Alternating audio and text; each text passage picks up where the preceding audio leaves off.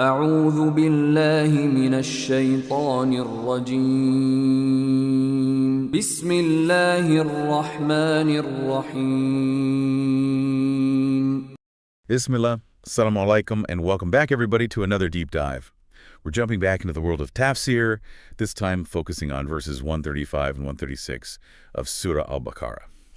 These verses really get at some big questions about faith and how we relate to those who came before us, the prophets, and what it means to take responsibility for our own beliefs. Yeah, and I'm especially intrigued by how these verses address those who were, calling on others to convert to Judaism or Christianity as like the only way to be guided. What's the context here? Well, you have to imagine like the historical setting, right? So you have these people saying, hey, to find the right path, you have to become Jewish or Christian.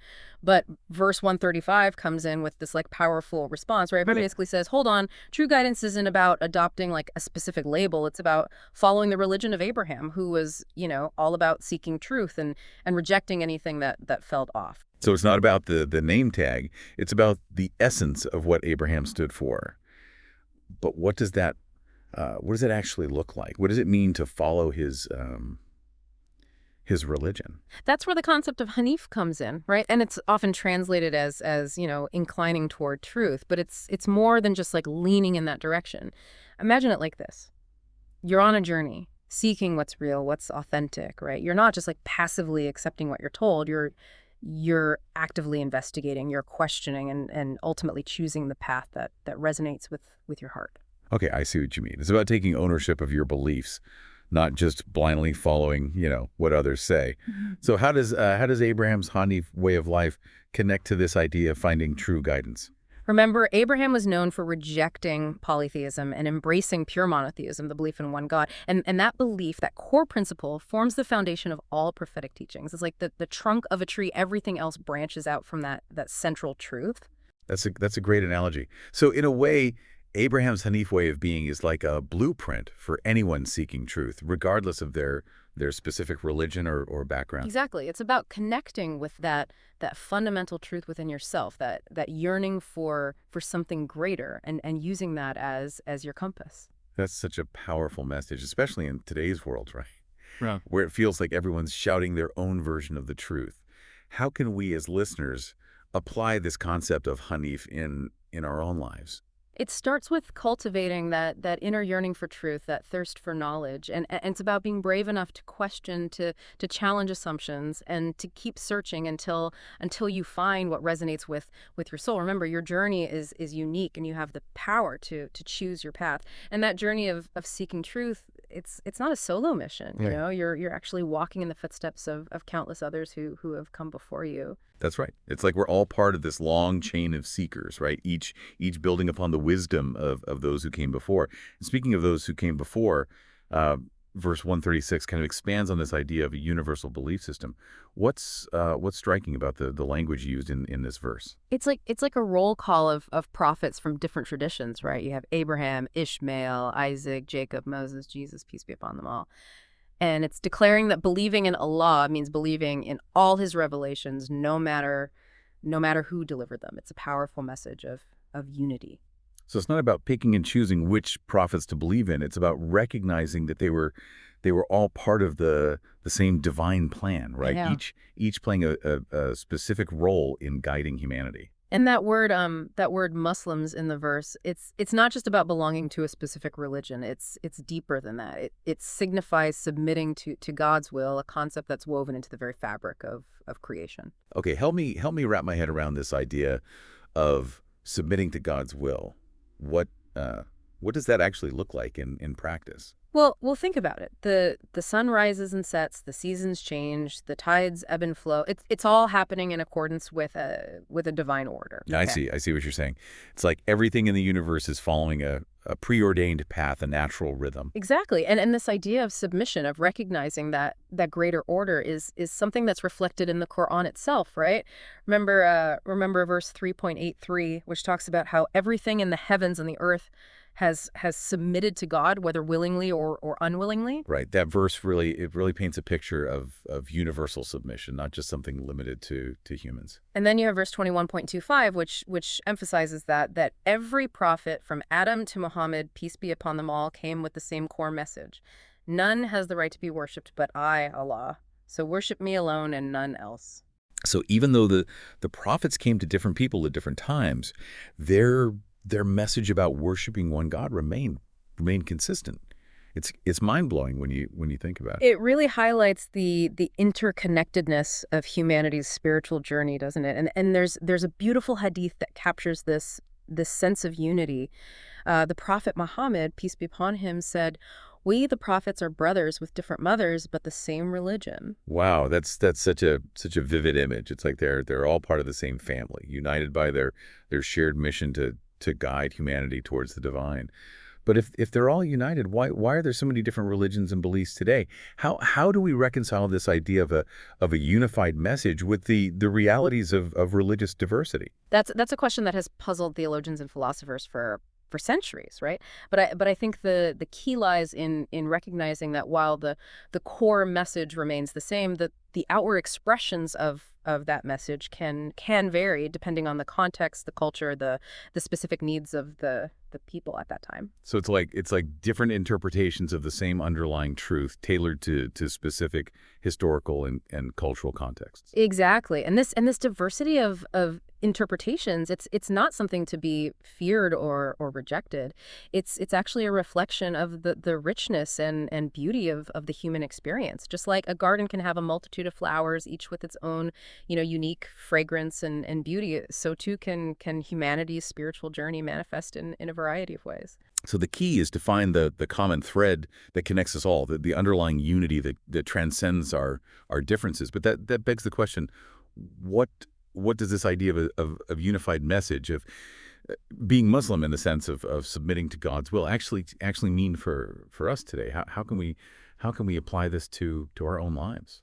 That's the $1,000,000 question, isn't it? And I think the answer lies in how we choose to live our lives, how we interact with others, and how we strive to make the world a better place. So it's not just about rituals or beliefs, but about embodying the values of compassion, justice, and peace in our daily actions. Exactly, and it's about recognizing that we're all part of something bigger than ourselves. That we're interconnected with all of creation, and that our actions have ripple effects that extend far beyond our immediate sphere. So in a sense, submitting to God's will means aligning ourselves with that greater order, that cosmic harmony, and striving to contribute to the well-being of the whole. Beautifully put. And it's a lifelong journey, a constant process of self-reflection, growth, and striving to embody those divine qualities in our thoughts, words, and deeds. And speaking of striving, I'm curious about that word asbat mentioned in verse 136. What's the significance of that term in this context? Asbat refers to the 12 sons of Jacob and their descendants who were likened to tribes. It highlights the idea of lineage and how it played a role in the social and religious structures of those times. But remember, even though lineage was important, it wasn't the only factor in determining one's faith or salvation. So it's like a reminder that while our lineage and heritage can shape our beliefs, ultimately we're each responsible for our own spiritual journey. Absolutely. Verse 136 emphasizes that believing in Allah and his revelations is crucial, but it's not enough on its own.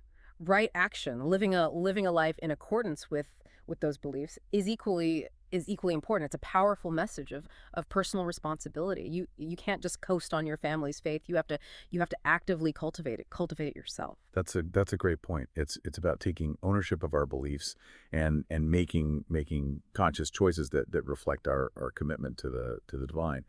So how can our listeners practically apply this concept of following the religion of Abraham in today's world? What does that actually look like in daily life? Well, remember, Abraham was known for his unwavering belief in one God and his rejection of idolatry.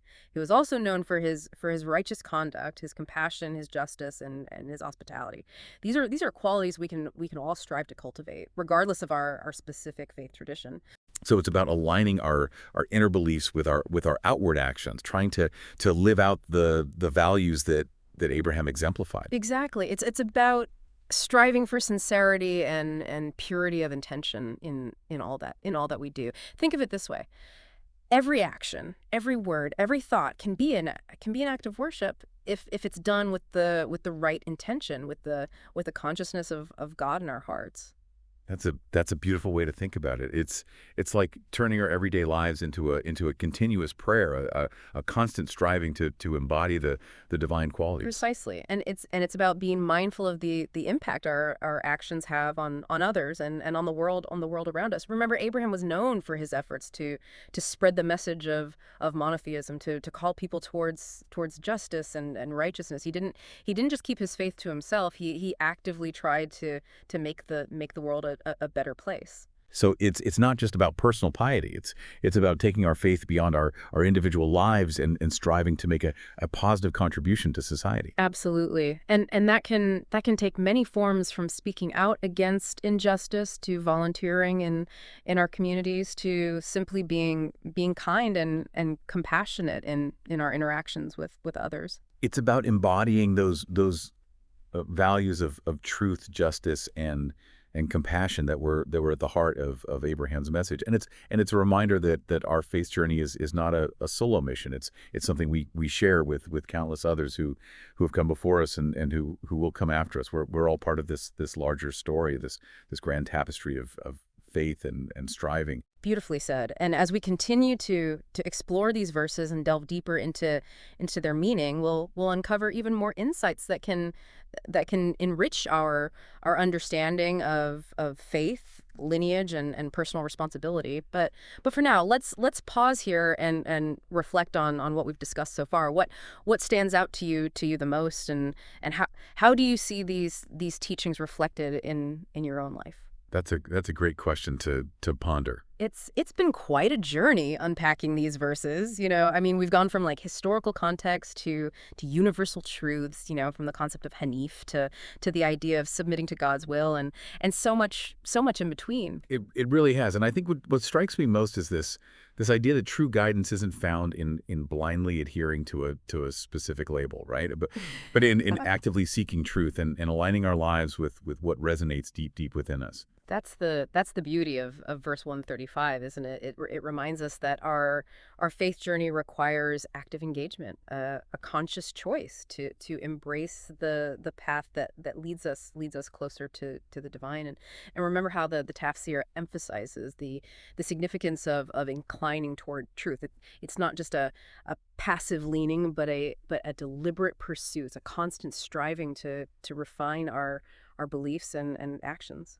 So it's like we're always in a state of becoming, always seeking deeper understanding and adjusting our courses as we go. It's not about reaching a final destination, but about the ongoing journey itself. Exactly, and this ties back to the concept of Hanif that we discussed earlier. It's about stripping away any layers of a cultural or historical baggage that might obscure the essence of faith and returning to that core principle of belief in one God. It's like peeling back the layers of an onion, right? Yeah. To get to the heart of it. And for Abraham, that heart was pure monotheism, a belief so unwavering that it shaped his entire life. And it's that same unwavering belief, that core principle that forms the foundation of all prophetic teachings. It's the common thread that connects us all, regardless of our specific religious background or tradition.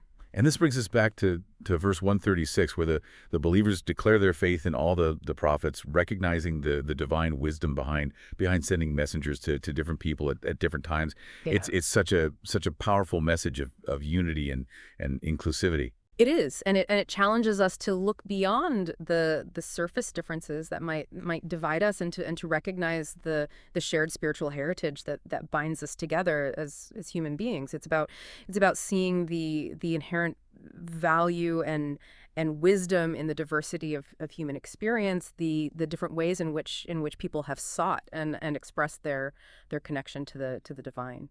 It's like appreciating a tapestry woven with threads of different colors and textures, right? Yeah. Each contributing to the overall beauty and complexity of the design.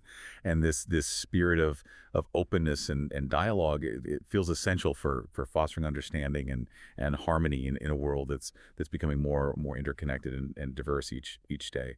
Couldn't agree. Couldn't agree more. It's about building bridges rather than walls, recognizing that our shared humanity transcends any differences in belief or practice, and ultimately it's about coming back to that core message of submission to God's will, of aligning our lives with a greater purpose that extends beyond our individual selves. And as we wrap up this deep dive, I think it's important to emphasize that these verses aren't just about historical figures or abstract theological concepts. They offer practical guidance on how we live our lives, how we engage with our faith, and how we contribute to the world around us. Absolutely. They call on each of us to be active participants in our faith journey, to constantly strive to embody the values of truth, justice, and compassion, and to leave the world a little bit better than we found it. It's a reminder that we're all part of something much larger than ourselves, a grand story that unfolds over generations, and we each have a role to play, a unique contribution to make. And with that, let us conclude with the Dua Kafaratul Mashilis. Usuhanaka Allahumma wa bihamdika ashazu an la ilaha illa anta astaghfiruka wa atubu ilaik. Assalamu alaikum.